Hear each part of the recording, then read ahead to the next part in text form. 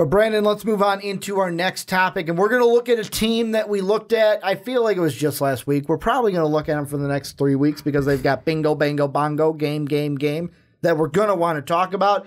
That's the Penn State Nittany Lions. They get the win over Michigan, a blowout victory, even though it was close at some point. Now it's forget about that game, Brandon. Next man up. We've got Penn State going into Columbus to play Ohio State. And how I phrase this question for this topic is interesting because it's not about team against team. It's team against player. And I'm going to ask you this. Can Penn State shut down JT Barrett, who since the Oklahoma game has pretty much turned everything around for himself and the Buckeyes? Can Penn State shut him down? Because it seems like if they shut him down, they win this game. Can they shut him down? I'm not sure if you can shut him down, but you can limit him. And I do think that Penn State will be able to do that. And you want to know why, Ricky? Because they did it last year. So they have the recipe for success. You have to rush him. You have to make him have to stay in the pocket and have pressure coming. You cannot allow him to roll out of the pocket, be able to run or pass. Don't give him that option. Put the pressure on him. Keep him right there in the pocket. We know he's a great passer, but bring the pressure on him. And, you know, Penn State last year, 17 points in the fourth quarter. And a huge blocked field goal that was returned. The special teams for Penn State did a great job. The defensive line for the Penn State Nittany Lions just absolutely overpowered the offensive line for Ohio State. And that's how they were able to stop the Buckeyes. That's how they were able to stop JT Barrett. Take it to that offensive line, and they did, and they came at him, and he had nowhere to go. He had nowhere to go, and he had no time. So if you don't give JT Barrett time back there in the pocket, he's going to struggle. He showed it last year, and Penn State's got to be able to do that again. So yes, they can do it, Ricky, because they've done it before. They have the recipe. They just need to put it together, get it out of the oven, and eat. And I think they can. Look at what they did against Michigan this past week. And I understand it's Michigan, and Michigan this year. I just want to throw this out. This is a Michigan team that I saw a graphic today that through the last, it was by Paul Feinbaum, or Finnbaum as Brandon likes to call him, through the last 6 games, Tennessee and Michigan nearly have identical stats. Just let that digest for a second. One coach we're thinking about firing, the other coach we're revering as one of the best in college football, and what he's been able to do to turn around this Michigan team. Just let that sink in. But this was also a Michigan team where the fans were calling for, hey, instead of our upperclassman transfer, let's throw in the sophomore who was the number 3 pocket passer from 2016. Let's throw him in because we're done with this upperclassman transfer. That's the Michigan we're dealing with. Defense aside, because their defense is amazing, that's what we were dealing with Michigan. Okay, so defense aside for you, let me bring defense back into it. How many points did Penn State score against that awesome defense? It's kind of hard when the offense is crap. It's kind of hard to keep going out there, getting hit in the mouth.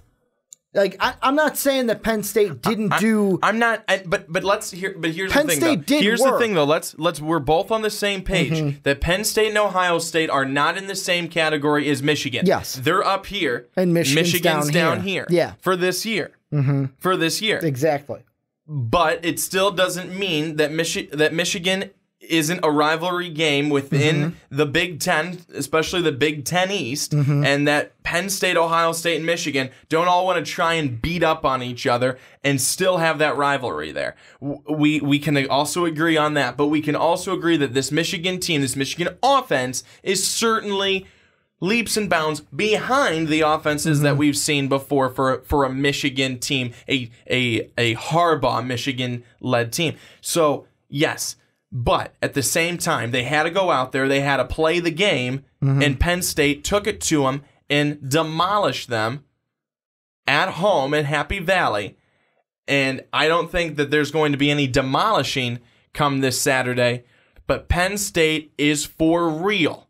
Don't let that fool anybody. They are for real. Don't let this past game against a lesser opponent, don't let that fool you.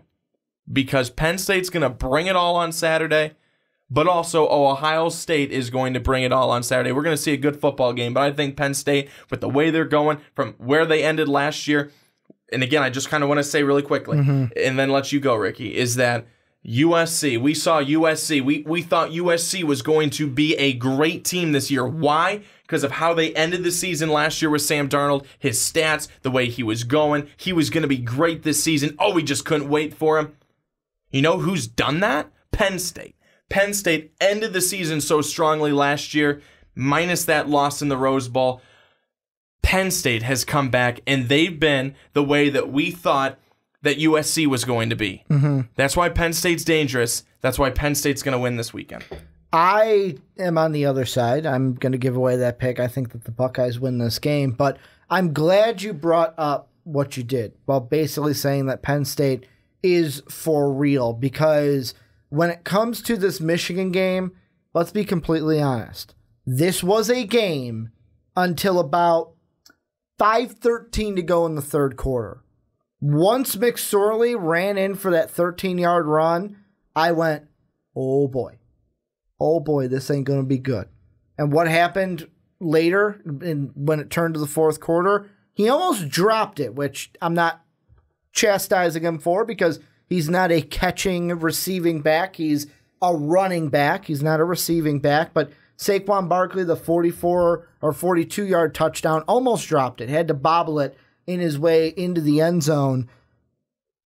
I don't want to take anything away from Penn State, as some people may say I am, because there was Trent Paylor, who love him, watches I've seen him in the comment section, saw him on Twitter. He tweeted at me at Most Valuable Pod, said, and this wasn't Trent basically coming at me, this was just a tweet that he had, with the Penn State win, is it time to put James Franklin in the upper echelon of college football coaches? It's a loaded question, because part of me is saying, yeah, he's a good coach. If Illinois' job opened tomorrow and James Franklin was available, I would want him as a head coach. However, my response, and this is just me being, let's wait and see, it was a nice win for Penn State, but come talk to me after this week. Come talk to me after you beat Big Brother. And yes, I know Penn State fans are going to say, but we beat them last year.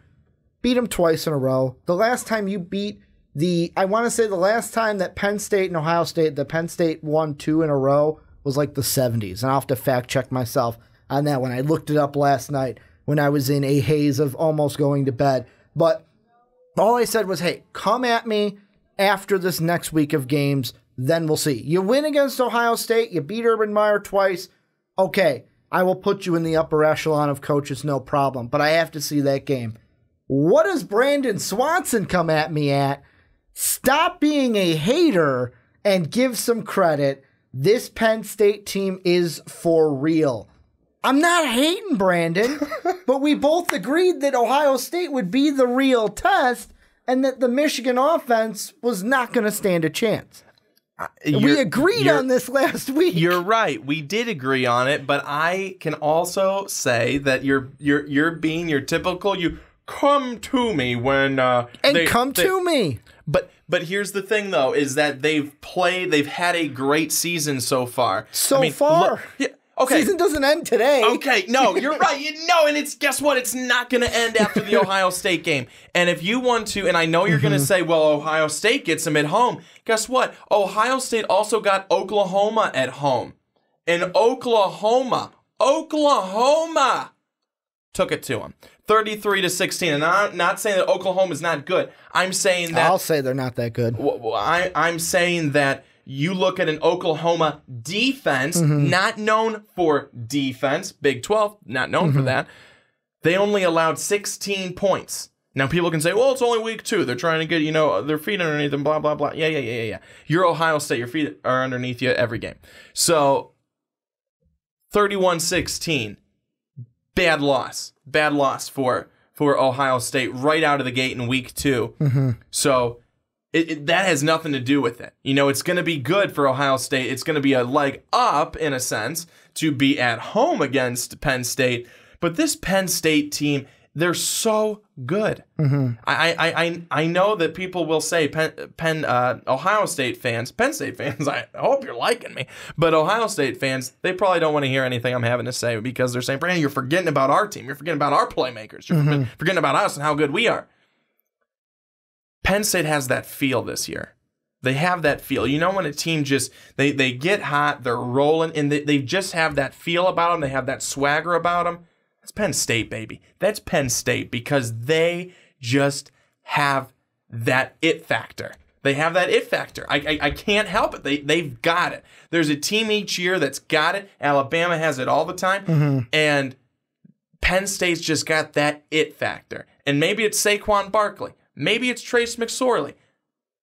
Maybe it's James Franklin. They've got it.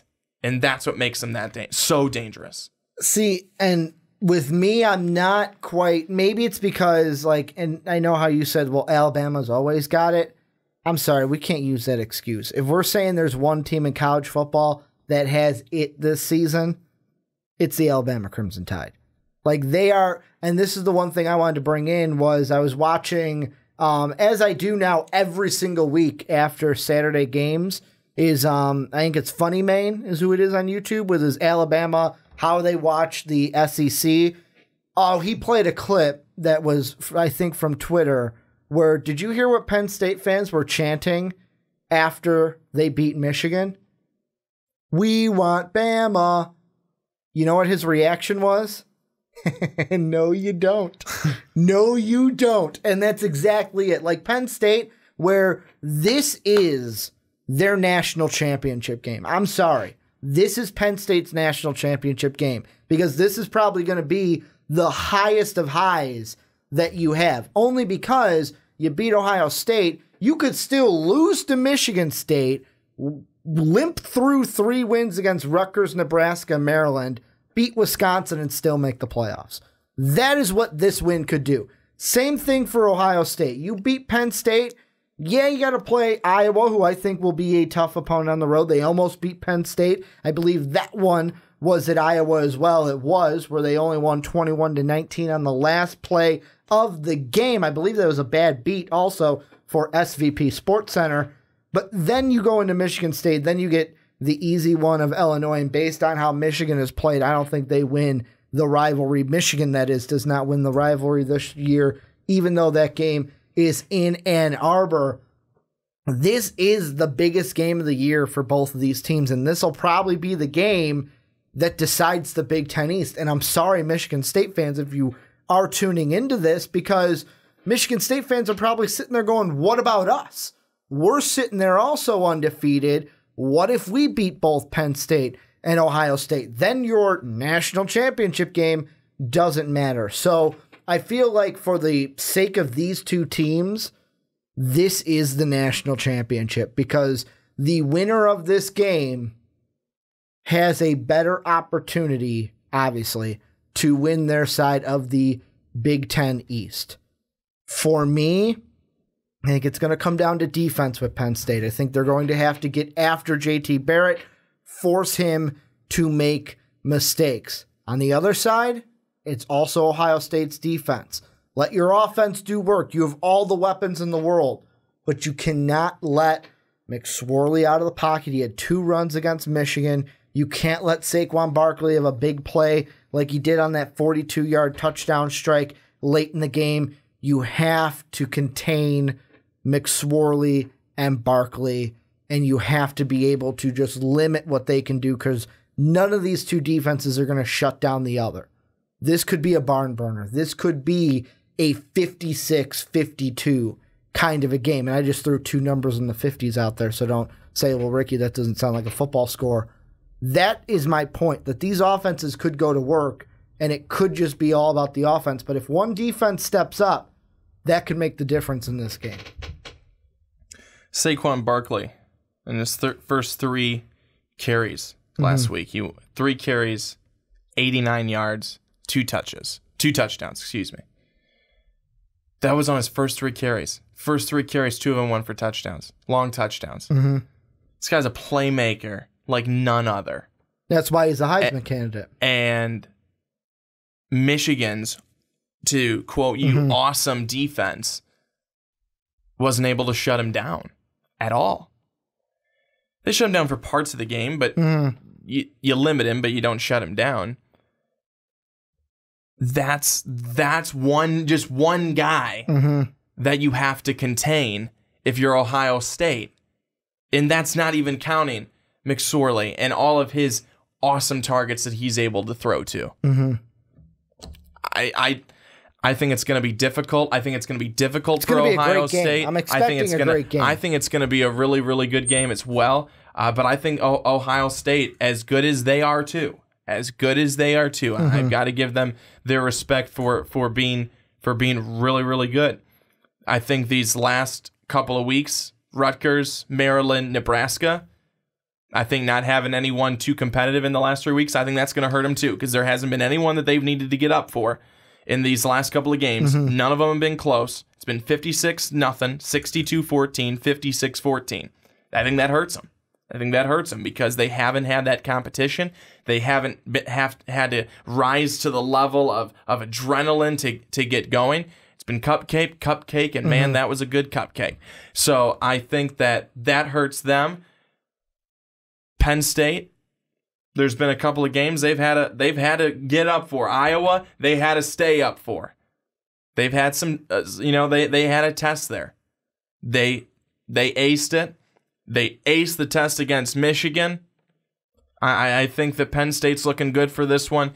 But it'll be my luck that I'll be sadly and sorely wrong on all those points I just made. And to PTI version, fact check myself.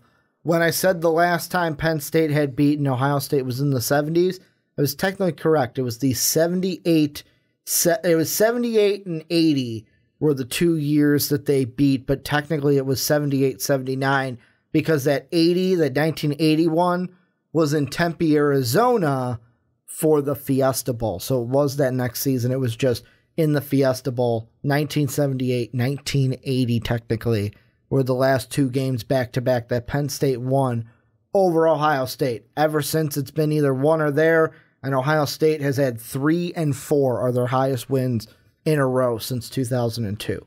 So this could be Penn State's way to say, hey, you know what, this is going to be a rivalry now. We are now coming back, but I think it comes down to these defenses, whichever one shows up, and a good thing for Ohio State that Michigan, it obviously hurt Michigan, was that Ohio State isn't going to have to go up against Penn State in that atmosphere of a whiteout game, because you could tell that atmosphere fueled that Nittany Lion team, but also fueled Saquon Barkley, which is a reason why he did have 3 big plays in that game all go for scores. Not only is he good, but when you give him that kind of a confidence boost with the fans behind him like they do in the whiteout, you cannot deny it that helped that team. They won't have that. So I'm not saying it's like, oh, they won't have that, they're going to lose. But let's see what they do, because the last time they played a team on the road of a caliber, I'll say, would be Iowa, and they had to have that one come down to the last play. So before I kick it on to everyone, any last thoughts that you have, or anything you have a reaction to what I had just said? No, I'll make a final comment in the picks. Okay, well, this is where we're going to turn it on to you guys. Let us know, what do you guys think? Who's going to, just say it here, who's going to win this game? How's it going to happen? Is JT Barrett going to have a big game? Will Saquon Barkley have a big game? How do you see this one? Penn State, Ohio State, playing out as we basically have the Big Ten East title on the line in Columbus.